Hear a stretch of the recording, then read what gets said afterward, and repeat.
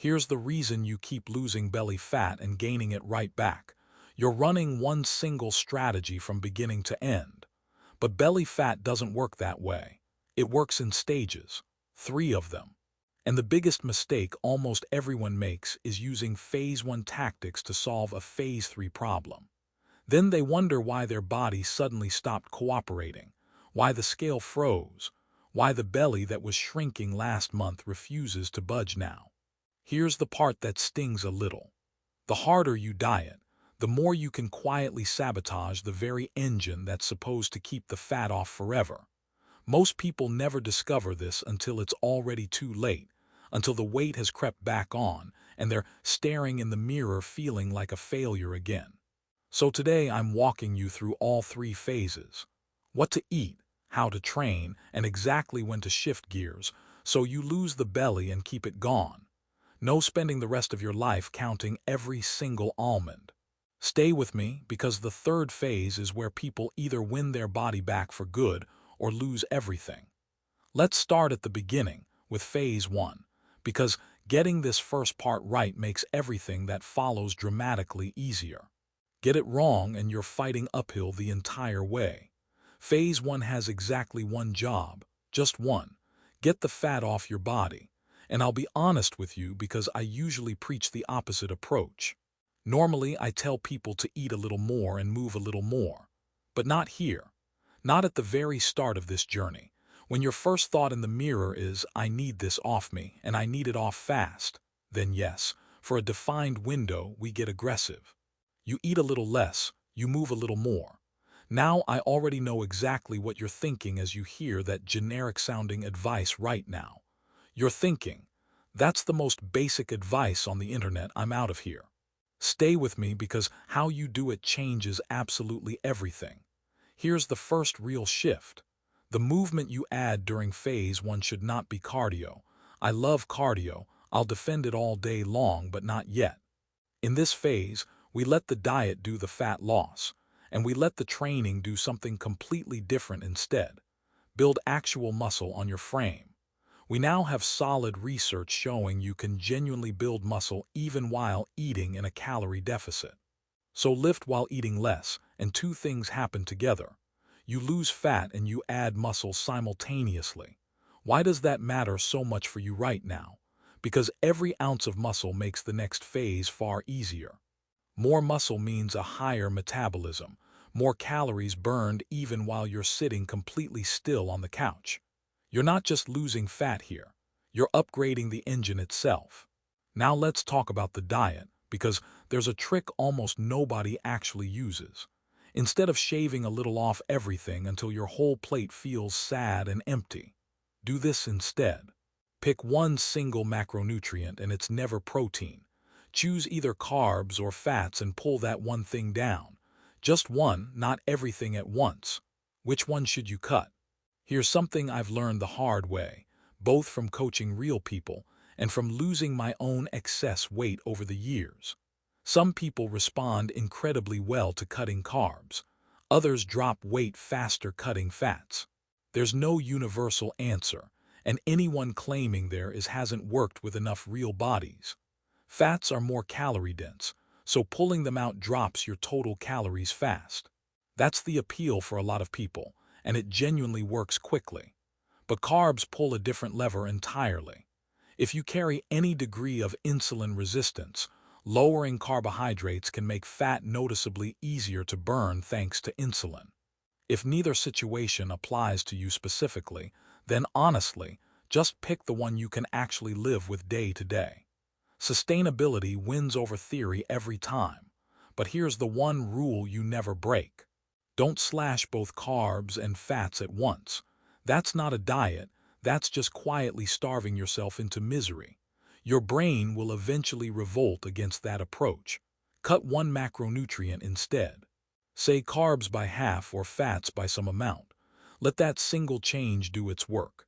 Next, and I need you to really hear this one clearly, alcohol has to go, not cut back. Completely gone for this entire phase. And I have real reasons. I'm not being puritanical about this. Alcohol carries 7 calories per gram, nearly as dense as pure fat. But honestly, that's actually the smallest problem here. The bigger issue is real evidence linking alcohol specifically to visceral fat. That's the deep belly fat you cannot pinch, the stuff pushing your gut outward. On top of that, the moment alcohol enters your system, your liver drops everything to deal with it as its absolute top metabolic priority right then. Which means the carbs and fats you ate alongside those drinks are far more likely to get stored as fat on your body. It can return later. Right now, alcohol is the anchor holding you down beneath the water. So cut the rope completely and let yourself finally start rising toward the surface again. And forget about spot reduction for now, too. I know you desperately want to do 1,000 crunches and melt that belly fat directly off with them.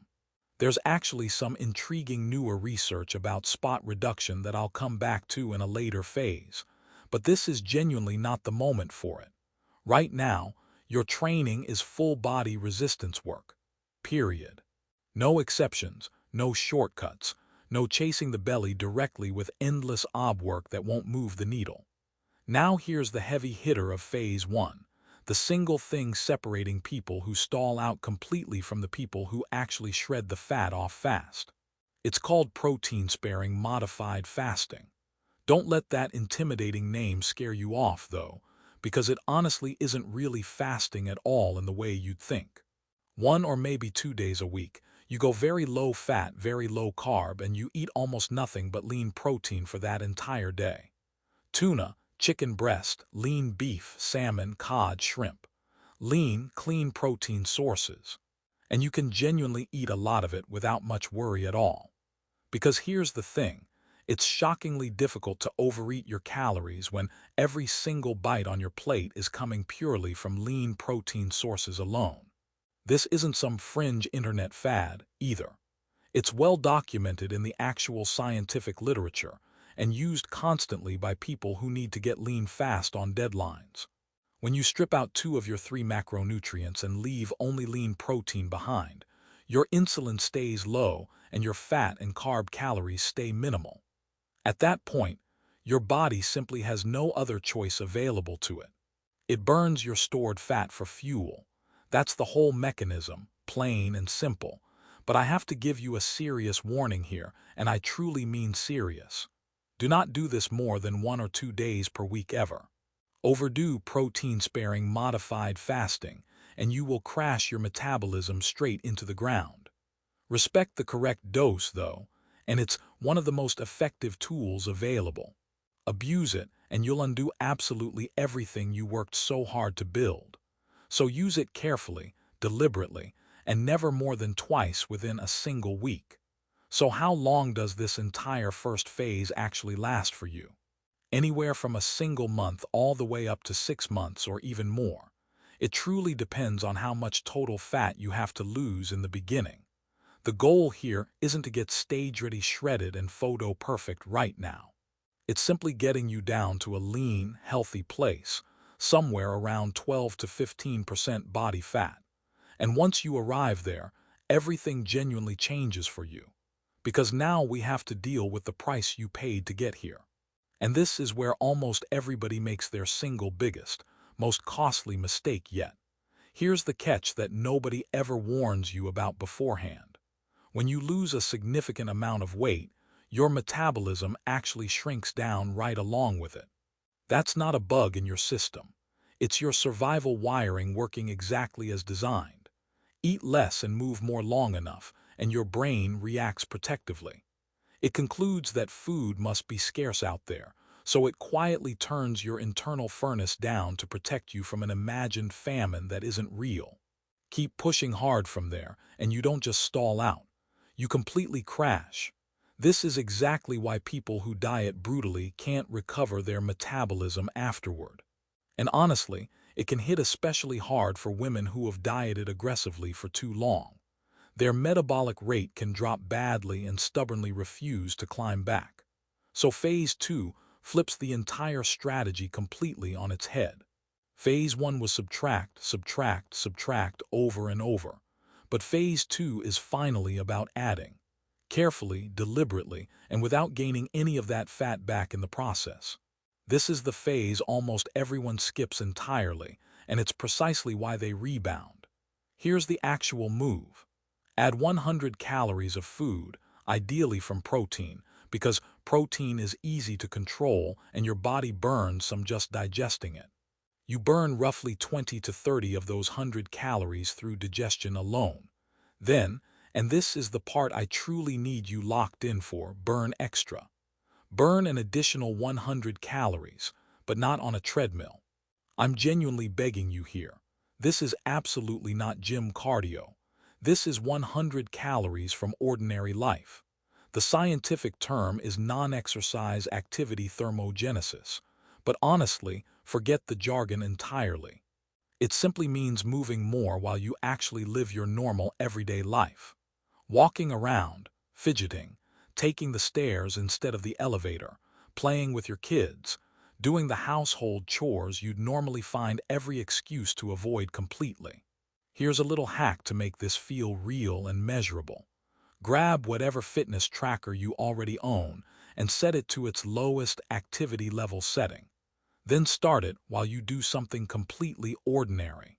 Walking around at the park, tidying up the house, whatever fits your day. Let it run and accumulate. Let it run until it hits around 100 to 120 calories burned.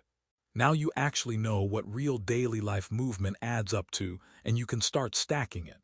20 calories washing the dishes, 40 on a short walk, and so on throughout your day. That's not exercise at all. That's a lifestyle quietly rebuilding itself around you. And that, more than anything else, is what keeps belly fat off over the long term. Once that new movement level feels normal and comfortable, you do it again. Another 100 calories in, another 100 burned through daily life movement. The goal is to slowly walk your food intake back up towards something that feels human again. I genuinely can't hand you an exact number to hit here. This part is truly on you and your body. But for me personally, here's where I land. I usually end up adding 700 or 800 calories back in while simply moving a whole lot more throughout my entire day. That's my sweet spot. This is the concept that changes everything, and it has a real name: energy flux. Let me paint you a quick picture of two completely different people here. One person eats 2,000 calories and burns 2,000. The other person eats 5,000 calories and burns 5,000. Both are technically sitting at maintenance weight, right? Not quite.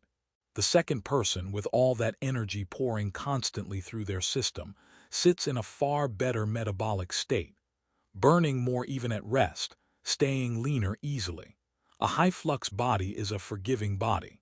That's exactly what we're carefully building here, so your fat stays off for years and years, not just for weeks. And now, finally, cardio comes back into the picture, but not as a calorie-burning machine at all. In this phase, exercise becomes a signal, a powerful catalyst instead. Here's why that distinction actually matters so much. We know sitting all day is genuinely terrible for your metabolic health and your long-term longevity as a person. And simply being active throughout the whole day beats formal structured exercise for general weight control. But exercise still does one thing that nothing else on earth can. When you train hard, your muscles release molecules. They're called exerkins and myokines, and I know that honestly sounds completely made up, but they're 100% real. These molecules flood your bloodstream after training. Your cells essentially marinate in these compounds, and it changes how they function and communicate at a deep structural level. So think about it this way instead. Your daily movement is burning all the calories, while your workout is flipping a hormonal switch that nothing else can flip. Small dose, genuinely massive downstream effect on your entire body. This is also where, if you want to, you finally start training your abs directly and deliberately, building them up so that as you gradually get leaner, there's actually something defined there to see underneath. Phase 2 can run anywhere from a month to a year, however long it honestly takes for you to feel strong, fully rebuilt, and genuinely comfortable in your body again. And when you get there, you reach the final phase. the phase that quietly decides whether all of this hard work was temporary or truly permanent. This is phase 3, and it's where everything you built pays off. Phase 3 is freedom, but only if you actually earned it during the first 2 phases. This is where you either get insanely lean or simply live comfortably, never seeing that belly fat again either way. And here's the beautiful irony sitting right at the center of it all. You keep the fat off by strategically removing calories. Let me explain why that suddenly works now when it absolutely would have backfired badly before. As long as your big 3 are in place, you're golden. Protein high, that exercise stimulus present, daily life movement high. With those locked in, you've got a metabolism running genuinely hot. So now, once or twice each week, you can aggressively pull your calories way down through a short fast, a low-carb day, or protein-sparing modified fasting. And you'll keep getting leaner without ever feeling deprived. Here's the simple math that makes this whole thing click into place. When your metabolism is crashed and running at, say, only 1,000 calories a day, watch this. Every 100 calories you eat is a full 10% of your entire day. Every single slip-up hits you twice as hard, and fat piles on fast. But once you've rebuilt that metabolism back up to 2,000, that same 100 calories is now only 5%. The engine runs hot in both directions now. When you eat, you burn more of it off naturally. And when you strategically cut, you're already running so hot that the fat comes off even faster. That's the entire payoff for doing the hard rebuild work in phase 2. So, aggressive restriction sounds genuinely frightening at first, but here it means something totally manageable. It just means 1 or 2 low days each week, with real flexibility and real, satisfying food the rest of the time. That's the actual maintenance phase. That's exactly how you keep the belly gone permanently, feel good every day, enjoy your meals fully, and actually live your real life without constant miserable restriction hanging over you. And honestly, it maps beautifully onto how humans are actually built. Your body doesn't come pre-programmed to eat breakfast, lunch, and dinner every single day without fail. It's designed to eat well when food is plentifully there, and to coast comfortably when it isn't. This rhythm is far more natural than constant, endless eating. This is also where you get serious about not sitting so much. There's a striking study where researchers had people overeat by 1,000 calories daily for 8 weeks. And 2/3 of those extra calories got burned off, not through exercise, but through everyday ordinary movement. Just living, fidgeting, walking, standing. Not a single planned workout involved. The difference in fat gain between the people who naturally moved more and the ones who just sat still was roughly tenfold. Let that number sink in fully. Tenfold. That's genuinely how much daily movement matters for your body. There's a real reason people say sitting 8 to 12 hours daily rivals smoking for harm. So in this final phase, you deliberately build a life where you're simply not parked in a chair all day long. Movement becomes woven into your normal existence. And here's the very last thing, maybe the single most important part, because it's what quietly wrecks people who have genuinely done everything else in this plan right. Over 5 long years of staying lean, does every single workout truly need to be absolutely perfect? Does every single day need to be perfect? No, never. It never did actually. It's the broad consistency stretched out over time that truly carries you all the way. And there's real evidence linking chronic stress to visceral fat. That's the exact same deep belly fat we've been fighting this whole time. So grinding yourself relentlessly into the ground over one bad week is genuinely counterproductive. You only need a couple of quality training sessions each week to keep the whole thing pointed steadily in the right direction. That's honestly enough to win. So ask yourself this. 10 years from now, 20 years from now, will it truly matter that one random month you happen to feel off your game? It won't.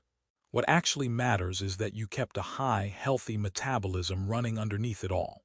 Because that, more than anything, is precisely what buys you real grace. That's what lets you eat more, move more, slip up occasionally like a normal human being, and still keep the belly fat off for good, permanently, forever. So there's your complete map now. Phase 1, get it off. Phase 2, rebuild the engine that keeps it off. Phase 3, live your life while it stays gone. Most people never make it past Phase 1. They do it once, gain it all back, and then quietly blame themselves for a failure that was never truly theirs. Now you finally know why that happens to so many people, and exactly how to make absolutely certain it never, ever happens to you again from this day forward.